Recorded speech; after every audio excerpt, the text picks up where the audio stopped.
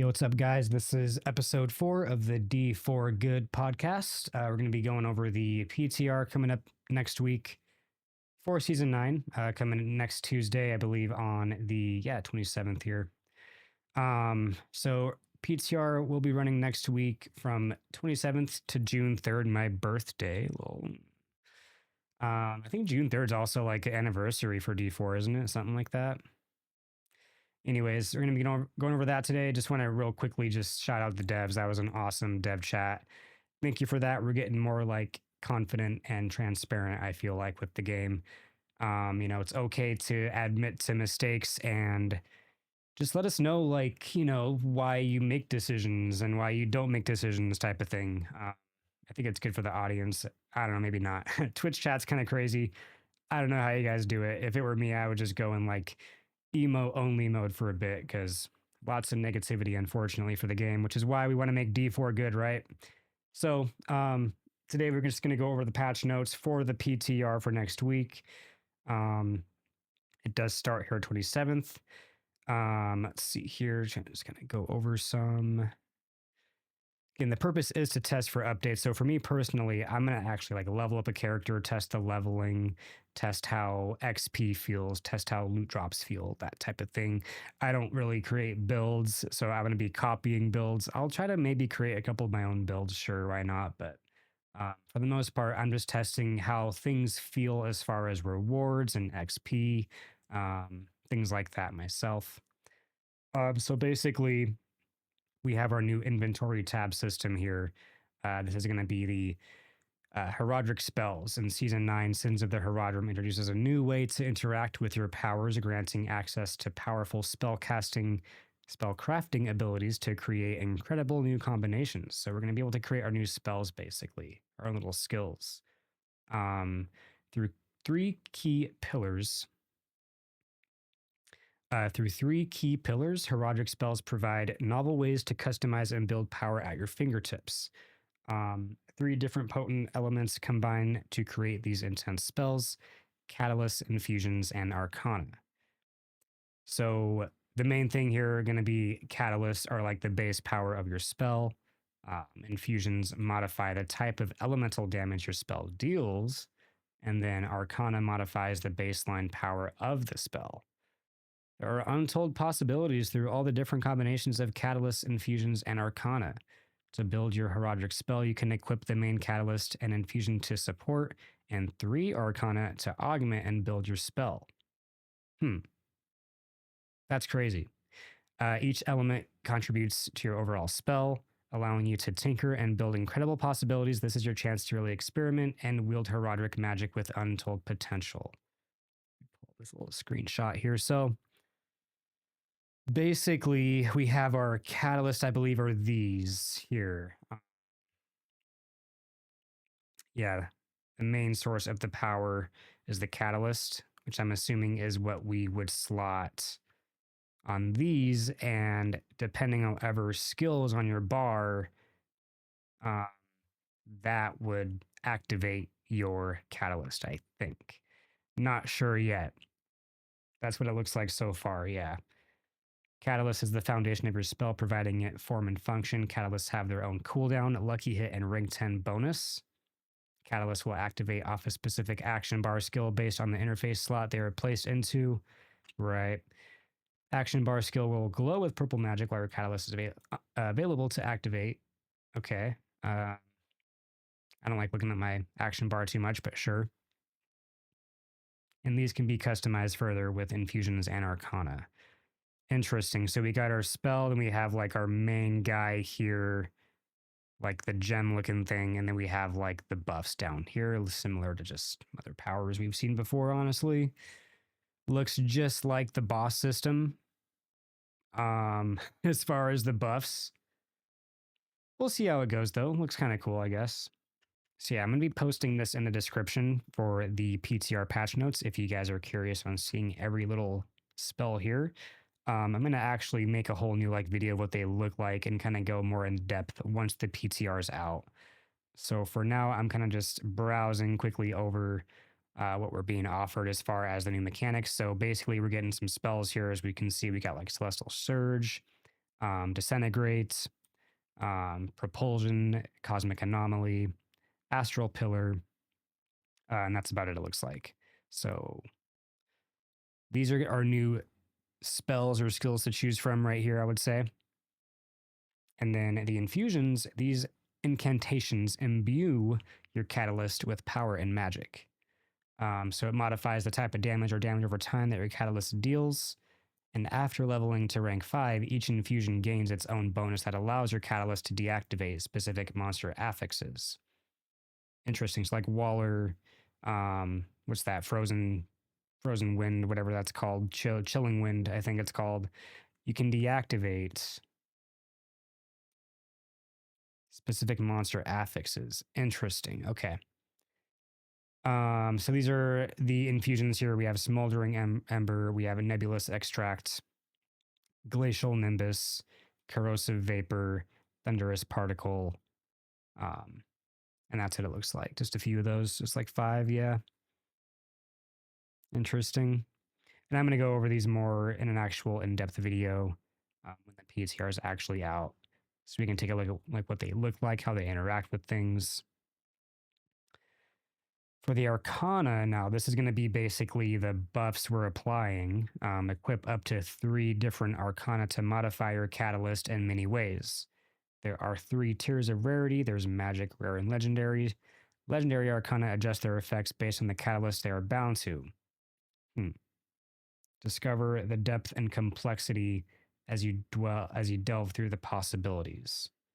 Contain specific spell tags that can be relied on to further modify your spell. Many powerful Horadric Jewels relate to these tags. Incredible combinations await. Interesting.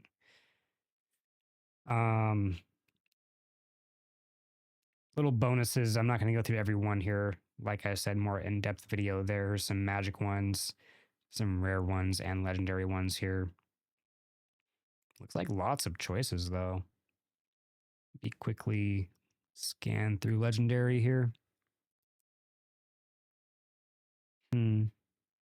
Blink effects, Nightmare Orb, Frigid Heart, Pressurized Steam, Bloody Charm.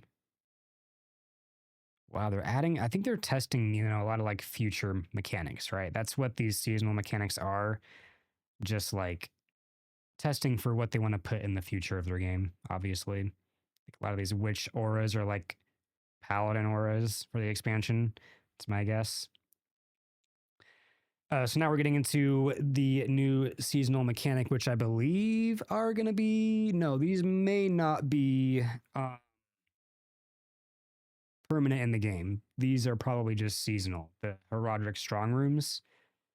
What these are, these will be spawning randomly in nightmare dungeons. So descend into micro dungeons that hold powerful rewards and potent enemies. Delve into these Horadric tombs and fight your way out. Use your Wayfinder. I'm not sure what the Wayfinder is. To search for these rare repositories of Horadric knowledge, and then fight your way through the bloodthirsty demons within. Once the strong room is unsealed, there will be only a limited amount of time to complete the strong room before the valuables are sealed away forever. Slay demons and satiate Horadric pillars within to bolster your ability to earn Horadric attunement, which can be used to grant illustrious rewards. Interesting.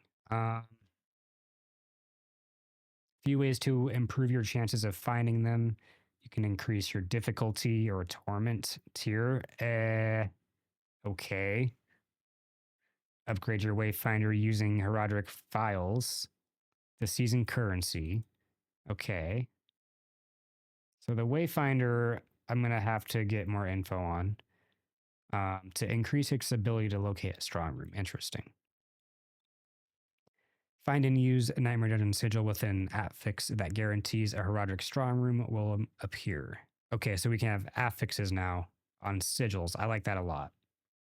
I love the Nightmare Dungeon sigil changes that we'll be getting into here in a moment. I think how to enter the Horadric strong room as you navigate Nightmare Dungeons. Look for the distinct flash and sound of Horadric Gateway. Once you locate and activate the Horadric Gateway, monsters will ambush your location. Defeat them, and a Horadric portal will appear to teleport you into a safe-guarded Strongrooms. This is kind of like one of those Diablo 3 seasons where those portals appear and you can go into them, except now we have to earn the portal, so we have to defeat monsters first. This is a good change, good seasonal mechanic. I do like it. I don't know if it's going to be permanent. I think this is just for the season, but and kind of look out for them like we would an altar in season 7 type of thing, right? Like a witch altar. Looks like they make sound as well this time. That's good. Once in the strong room, you'll have a few decisions to make. You can initiate the Horadric artifact pillar and slay enemies to complete the initial ritual. You'll be presented with Horadric pillars that can augment the strong room by mutating the rituals necessary to satiate Horadric pillars within. Some pillars have held the bonds of their original intent, while others have been corrupted by Astaroth's influence and pose significant danger with vastly increased rewards. You will need to select pillars to influence your strong room. Choose wisely. The amount of pillars you need to select and the amount available to choose from will increase as you increase your difficulty level. So here we go here. We have to choose one of these. I don't know how I like this, because why would I choose anything except for the legendary one? I feel like that's going to be the most rewarding, valuable one to choose. I'm just going to always choose that. So we'll have to see in the PTR, I guess, how this works.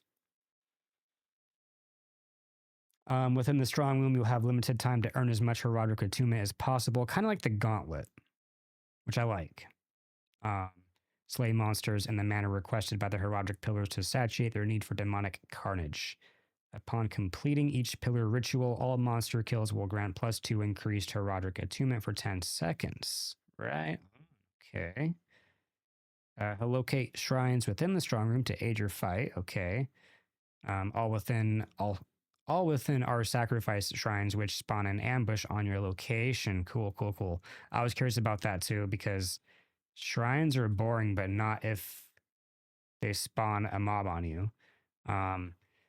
Rely on these blessings to enhance your demon slaying. Hell yeah. Upon completion, you will need to fight the boss that spawns. To leave the strong room, on leaving the strong room, you'll have the option to select a Horadric cache, which scales its rewards based off the amount of Horadric attunement earned within the strong room. So we get reward based on our performance. That's fucking awesome. I can't wait to try these. Now we have Escalating Nightmares. This is different. I think this is going to be a specific nightmare dungeon sigil. Is an Escalating Nightmare. Let's see, I'm just going to kind of skip this. They are a new endgame activity that throws you into a chain of 3 nightmare dungeons. 3 nightmare dungeons, okay. The nightmares escalate as you go through each dungeon, as each nightmare dungeon's affixes stacks. As each nightmare dungeon's affixes stacks onto the next dungeons as you continue through. What a sentence that is. As the difficulty increases, so do the rewards. Manage to fight your way through all 3, and waiting for you at the end is a date with the exalted version of Astaroth himself. Fuck yeah, I was like, where's Astaroth this entire time? He was one of my favorite bosses going through the campaign, was Astaroth. So cool to see him returning. To start an escalating nightmare, you'll first need an escalation sigil. So it is not a nightmare dungeon sigil, it is an escalation sigil. Okay. Which can be obtained as a new reward from Horadric caches, granted from strong rooms, starting in Torment 1. Activating this dungeon sigil grants you the access to the first nightmare dungeon on the chain. Interesting. So to get these, we have to actually do these Horadric strong rooms and get the caches. On completion of the first nightmare dungeon in the escalation, a Horadric portal will spawn, which displays the affix information for the next dungeon. On completion of the third sequential nightmare dungeon, you'll be finally transported to the lair and run it back with Astaroth. It is pretty similar to the Mephisto boss, the Harbinger. But to be fair, it is rather someone else riding on a beast. So that's fair. New challenging twist. Battle unfolds. Astaroth will shed his mount, splitting into 2 terrifying bosses. Cool, cool, cool, cool. So new boss fight. That is not part of the boss ladder, which I do like that they're doing that.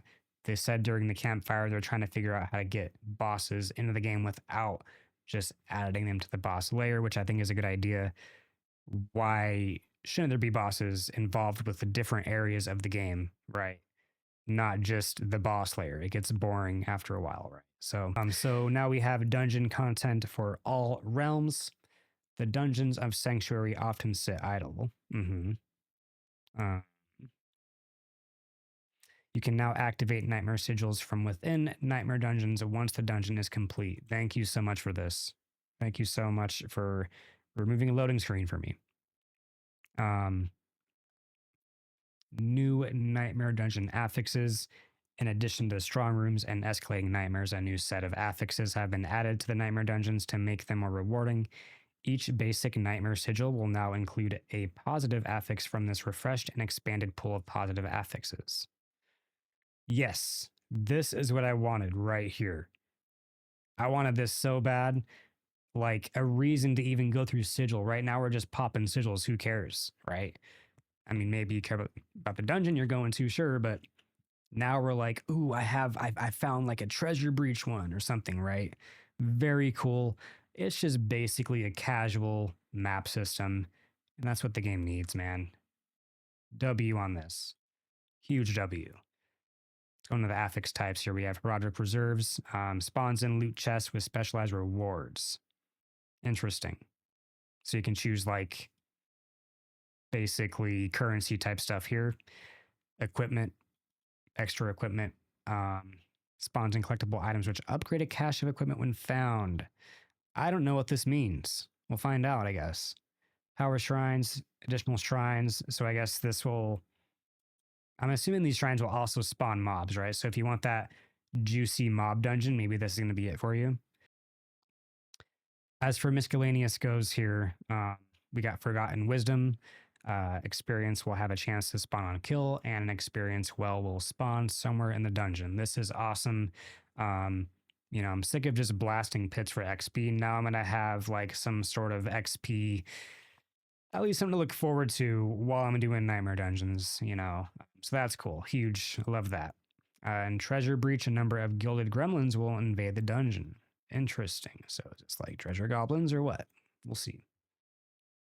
That's what I wanted. I think I even actually suggested this a while back. I was saying, why do we not have affixes? And the main ones I was referring to was like, instead of experience or, gold. It's just golden experience now, right? So instead, give us like a bonus to Obdicite or a bonus to experience, a massive one though. Or a bonus to goblins, a goblin sigil, right? Something like that. And they're finally doing shit like that. So thank you for this. I'm not saying that I'm the one that caused this or anything, but that's what I want. I'm stoked for it, honestly. Even though maybe they're not exactly entirely new ways to play or new things to do, it's a new way to do them. And I like it. So, and up next we have Horadric Jewels coming back, or not back, but kind of a refined system that we've had previously in seasons. Basically, they are Season 1 gems. Known for their incredible ability as mages, the Horadrim possess the ability to refine stone into powerful artifacts to aid them in their quests. Upon reaching Torment 1, Horadric tomes can appear as rewards from completed strong rooms. So you gotta do the strong room first, you get the tome. They are consumable items which grant you the ability to craft a socketable Horadric jewel at a wayfinder. Oh, a wayfinder is a vendor. Okay. Or what is a wayfinder? I don't know what a wayfinder is. These powerful gems grant a variety of alluring powers and effects from empowering your Horadric spell. Very cool. Making enemies explode with elemental damage and more. Very good, very good. It can be socketed in amulets and both ring slots. So yeah, we got an image here. It's the same concept. We get the armor and the resistance to all, and we get like a bonus to whatever seasonal powers we choose, I guess. Maybe even more. So very cool. I'm not going to go through all of these here. There's quite a few, honestly. So we have some options to go through. I love that. It's not just like 5. We have, it looks like, let's do a quick count. 1, 2, 3, 7, 8, 9, 10, 15, maybe more. Interesting. We have some new unique items as well here. For the Barbarian, we have Hooves of the Mountain God. It looks like these are going to be able to, let's see. Fury will rapidly drain until you run out, and all of your basic skills now cleave and deal X increased damage. So this season, by the way, is going to be a huge buff to like basic skills. See how this feels. Looking forward to it. I think we haven't used basic skills in some seasons. So back to that, I suppose. Um, as far as like implicit stats here, I'm not too sure about Barb, honestly. So as far as the Druid goes, we have the Noxious Spine Breaker, unique two-handed weapon. Every 10 seconds, Pulverize forms a puddle that deals double, triple, quadruple damage as poisoning damage over 6 seconds. Pulverizing the puddle splashes an additional 20-40% of the puddle's total damage within the area and around it. Basically adding a poison splash AoE thing to pulverize. If you're a pulverized druid, this is for you. I'm not. Will not be using it. For Necromancer, we have the Hand of Naz. Okay. Check this out. Unique power, sacrificing both warriors and golem grants an additional skeletal mage for each minion sacrificed. When the skeletal mage attacks enemies 25 times without dying, it upgrades to a skeletal archmage. Skeletal archmages teleport to safety when attacked, and their attacks occasionally shatter on impact, dealing X damage to, or X increased damage to the target and up to 3 additional targets. So, is this bringing the D3 rat meta back type of thing? I'm looking forward to this. I think it's going to be the first thing I'm testing out in the PTR, honestly. Let's go full skeletal mage and see how this works. Yeah, looking forward to that, actually. As far as the rogue goes, we have Death Mask of Nurmitric. Yeah, I can't say that. Nurmitric. Duh. You can now overexert yourself. I don't like when they put words like this on items, because what the fuck does overexert mean? You know, I like how Path of Exile has it to where I can hover my mouse over and it gives me a definition of the word. We'll see how it looks on the item, but you can now overexert yourself while casting Flurry, spending 10% life when you don't have energy. I guess that explains it right there. Spending life to cast Flurry increases its damage by 30-50% and your attack speed by 50%. Flurry will fail to cast when the player has neither enough energy or health available. Interesting, that's good. So this gives a reason to the Unstable Elixir's passive, honestly. The passive that if you drink a potion, it increases your damage, so that's interesting. And on top of that, we have the passive node on Flurry that heals you. So, it's either going to be this or the Necromancer I try first in PTR, I think. This looks fun. On the chat, they were showing how it looked, and it was fast. It was really fast. As far as the Sorcerer goes, we have the Ophidian Iris unique amulet. This is a Hydra amulet. Basically, casted Hydras have +2 heads. Hydra is now a core skill and always summons a 3-headed Hydra whose attacks explode on impact. For each head above 3 that it would had, the Hydra instead grows larger and deals 50 through 100x increased damage. Interesting.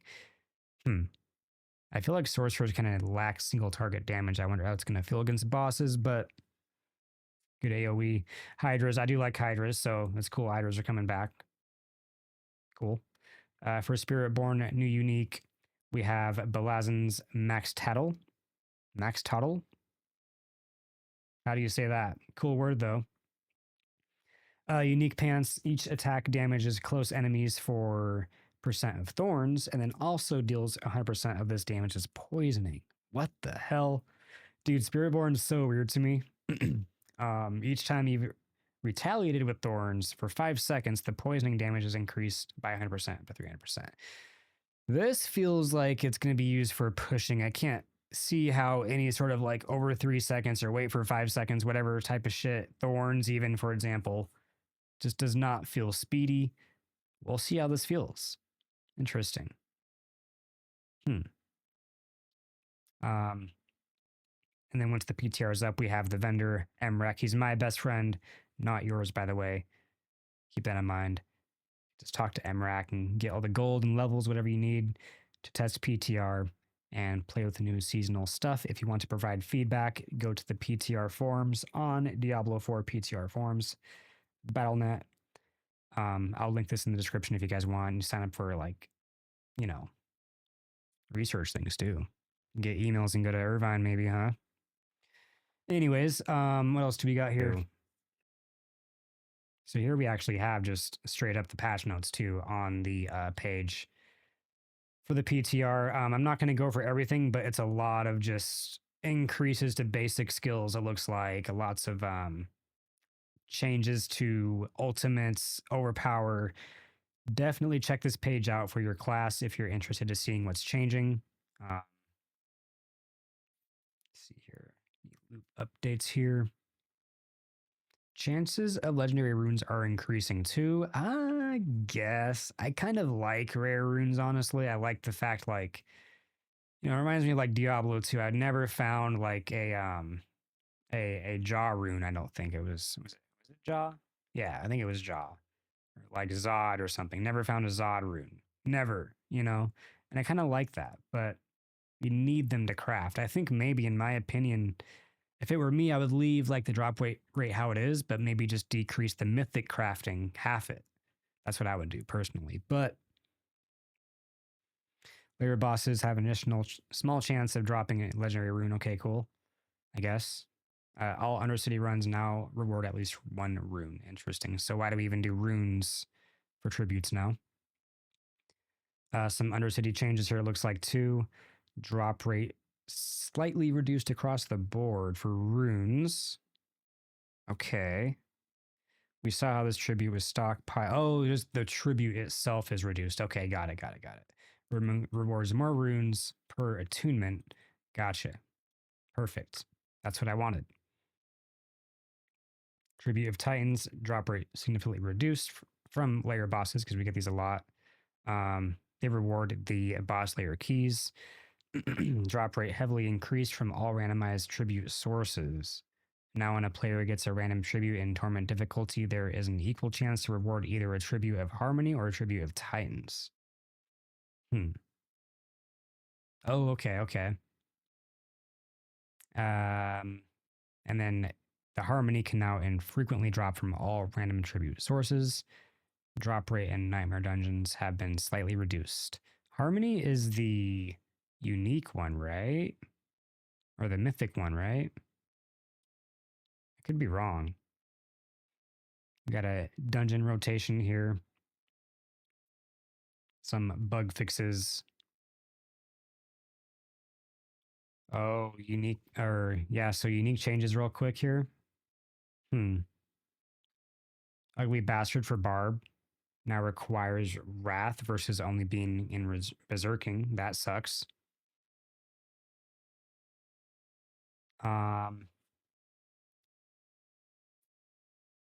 We have Paragon changes too for the Barb. Like basically, instead of having to ramp up your damage, you just get your damage now. For example, for looks like Blood Rage,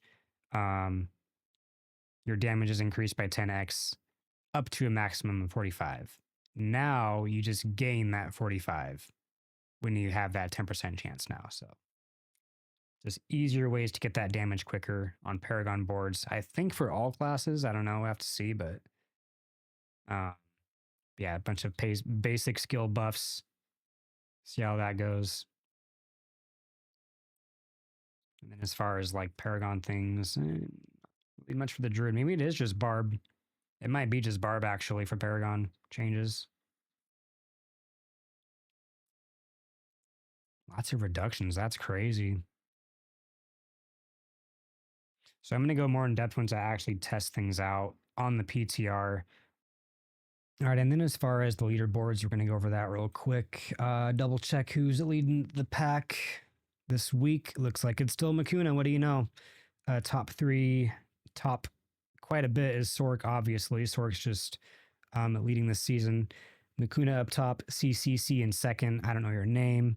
PF fourth, Rainbow Demon in fifth. I don't know your name. I don't know your name. I don't know your name. I don't know your name. And Veg for 10. Veg or Veg? Congrats to you guys. You guys are popping off.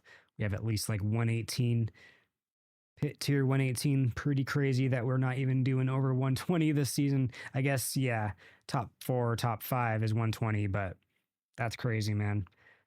For Barbarian specifically, a few of the tops here, we have PXX. Congrats to you, man. Old Fox, don't know your name. We have Barton, don't know your name. We have Copter, Derry Lori, Helluff, and don't know your name. Congrats to the top 10 Barbs here. And then we also have the Sorks. Already said them. Congrats to you guys. Rogue, ooh, who's me? We got Mangek, okay. Mangekyu, I don't know how to pronounce that, or this. Matthias is now 5th, interesting. Slice Man 6th, Sanctum, Kensai, Molly, and Ajumide. Congrats to you guys.